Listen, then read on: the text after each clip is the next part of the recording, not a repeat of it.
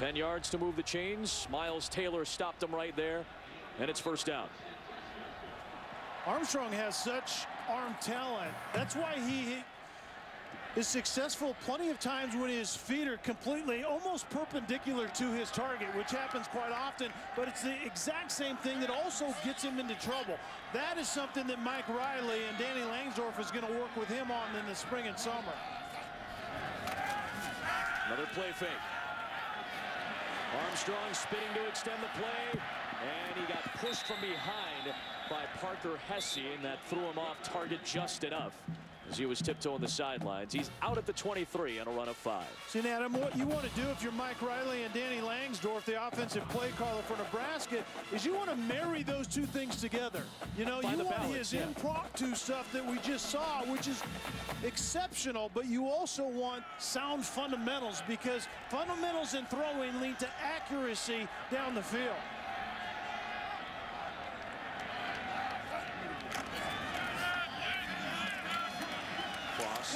Surging forward and very close to the 18-yard line. Parker Hesse off the edge. They brought Matt Nelson into the game. The Iowa Hawkeye defense did. The redshirt freshman, 96 in white. Nate Meyer, the senior, is not currently on the field right now.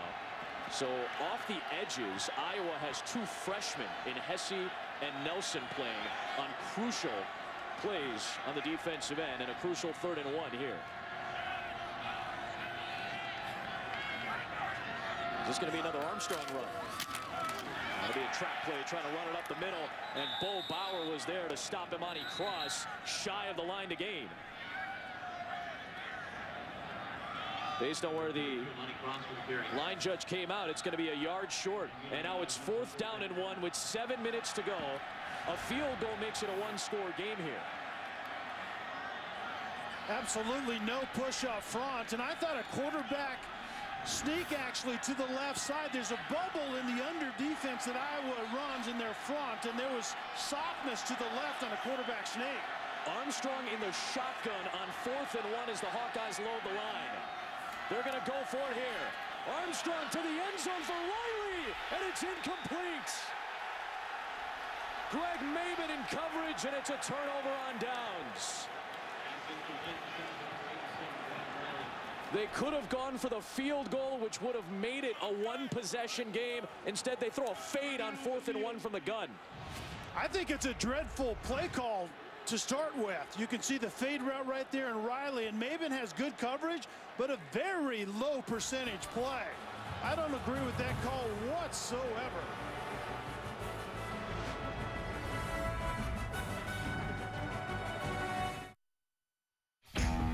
This is a drinkable commercial.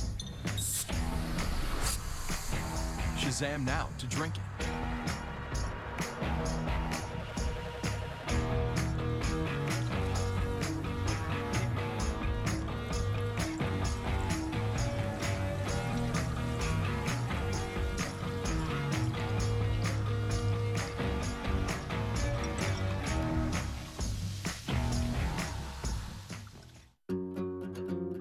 When you're on vacation, it's time to play. So at Hilton, we say play hooky from your regular Monday.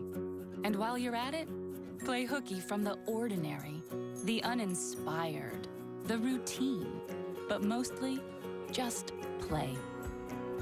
When you plan a vacation at any one of Hilton's 12 distinct brands, you always get the lowest price. Only when you book direct at Hilton.com. When does driving matter most? Finding your new favorite road? Or when just taking a drive turns into a drive for good? This holiday, take a test drive during the Mazda Drive for Good event, and we'll give back an hour of our time to local causes. Buy any new Mazda, and we'll donate to St. Jude or a charity you choose. Because driving matters most when you're driving for good. I've got everything that you want, like a heart that is oh so true. Just call on me, and I'll send it along with love from me.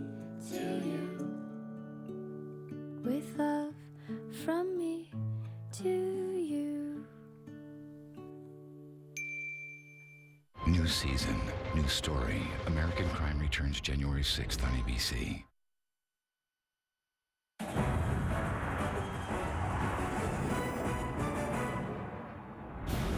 ESPN College Football on ABC, presented by Kay Jewelers. On the Dr. Pepper Championship Drive Game of the Week, Hawkeyes get the football back after Mike Riley and Danny Langsdorff opt to go with a fade pass out of the shotgun on 4th down and 1. A low percentage play. Maben had good coverage, and the Hawkeyes, who are unbeaten with a Big Ten championship game date next week in Indianapolis and an eye towards the college football playoff, are up 2 scores with 6:35 to play. And Jordan Canzeri has been a big reason why this Hawkeye team has an 11-point lead currently. As we take a look at the bright side, brought to you by CarMax. He's looked very good, gradually better since coming back from the ankle. He's got 2 touchdowns today. And I think Iowa's best all-around back, and the 2 long touchdown runs in this second half obviously are the difference in this game. But he's had himself a great afternoon, but that last series in play calling for Nebraska is befuddling to me. Why not kick a field goal, make it an 8-point game, and hope you get the ball back? I don't understand that at all. That would have been about a 36-yard field goal here. Beathard, a bit of a broken play as Josh Kalu came off the edge from the cornerback spot and has the sack, the first of his season on Beathard, who is kind of twisting one way and turning the other. And this was a broken play. The ball handling just wasn't there, and I think Canzeri was going right at his quarterback. The mesh point certainly wasn't in sync, but how about this 3rd and 14 if it was a 20-28 game as opposed to 28-17 if Nebraska would have kicked a field goal? And then if you're going for it on 4th down, first of all, throw that play, the fade on 3rd down if you want to do that at all. The quarterback sneak was the best play right there. I don't understand that. You go for a low percentage 50-50 ball outside on 4th and 1. Wow. Iowa's going to take a 3rd and 14 on what feels like a do-or-die play on both sides right now.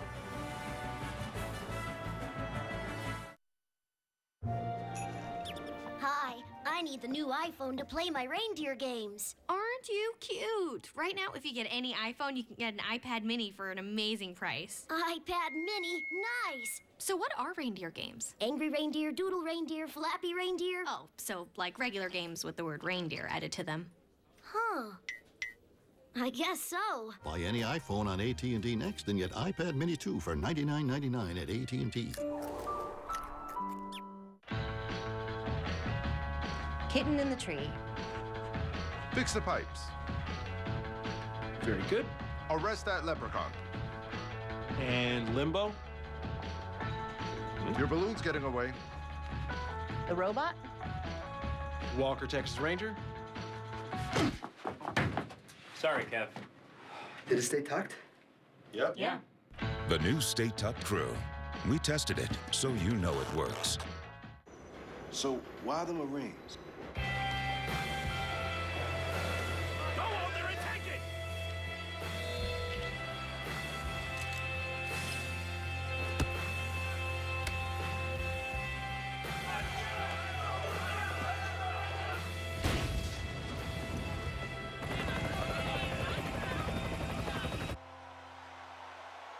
Because this is the land that I love, the country I'm honored to serve. The players, cheerleaders, early seat claimers, the road trippers, masked riders, passionate tailgaters, the whiteouts, blackouts, fans going all out, the hootin' and hollerin', foot stompin', halftime bands rockin'. Every team has a tradition that inspires superior performance, and for the last 60 years, we're proud to be the one they all have in common. How do you do Black Friday? Do you camp out or caffeine up? Stick to a list or let the savings speak to you? Click from the couch or grab from the shelves? Brave it alone or bring reinforcements? However you build cheer, the best prices of the year are still here. Let's do this. Save $100 on this Ryobi Combo Kit, just $1.99. The Home Depot. More saving, more doing. Told you it felt like a do-or-die play for both sides right now. Iowa converts 3rd down and 14, and they have a chance to salt away an 11-point lead and move to 12-0 for the first time in program history. But they have not been able to convert a 3rd down today, and it is 3rd and long. Nebraska needs a stop to keep this game alive for them right now.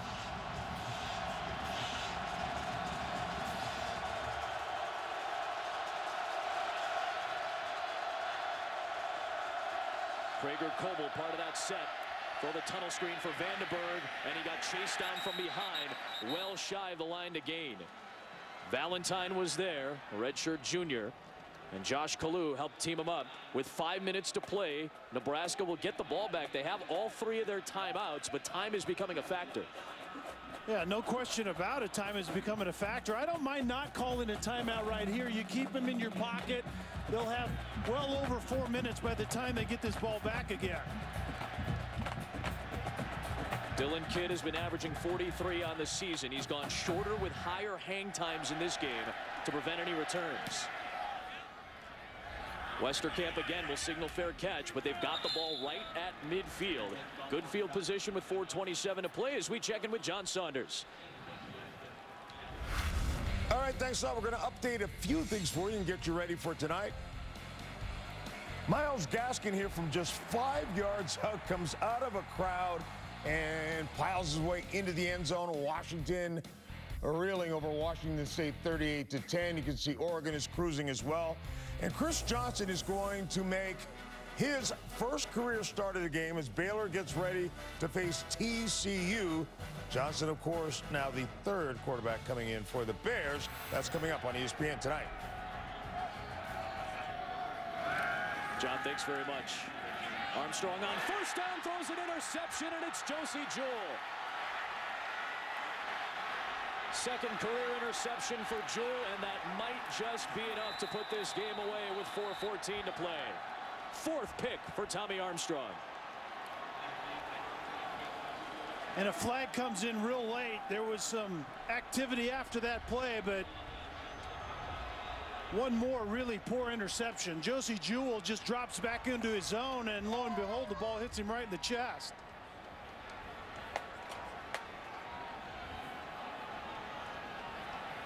After the play, personal foul, late hit on the intercepting team, number 14. 15-yard penalty, 1st down Iowa. First 4 interception game of Tommy Armstrong's career. Yeah, and he just doesn't act like he saw this very clearly, and Jewell is going to be right here, and he's simply going to drop into the zone, make eye contact with the quarterback, and look for the football right there. You can see Jewell looks up the route to some extent. Was a dig route. Westerkamp right behind him on the in route, and then it's the penalty late. On King, 14 right there, knocking down. Wow. Terrell Newby after the play. So here is Kanziri as we approach 4 minutes to play. You heard John Saunders talk about it a moment ago. Huge game in the Big 12 tonight. It will be Chris Johnson, who is an outstanding dual threat quarterback coming out of high school. He's going to make his first career start as Jarrett Stidham is now done with a broken ankle. We'll see the quarterback situation for TCU. And how about Oklahoma State? Mason Rudolph has been dealing with a foot injury. You saw Samaje Perine, the outstanding Oklahoma running back. He's got a bit of an ankle issue. It's been a bang-em-up Big 12 season. We've got 2 huge games. Baylor TCU on ESPN tonight and Bedlam on ABC tomorrow night. Part of our rivalry series presented by Jiffy Lube. Here's Kanziri stacked up at the line of scrimmage. And the 3rd down coming up here. As Josh Banderas on the stop, and now Nebraska will use one of those timeouts.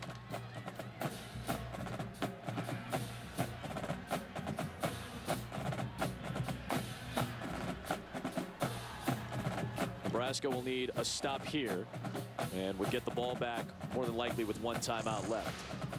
We gave you the Big 12 slate tonight and tomorrow. This is just the Big 12 scenarios for those of you curious, because there is still a lot to play for the Baylor Bears. They need to win tonight and next week at Texas and hope that Oklahoma State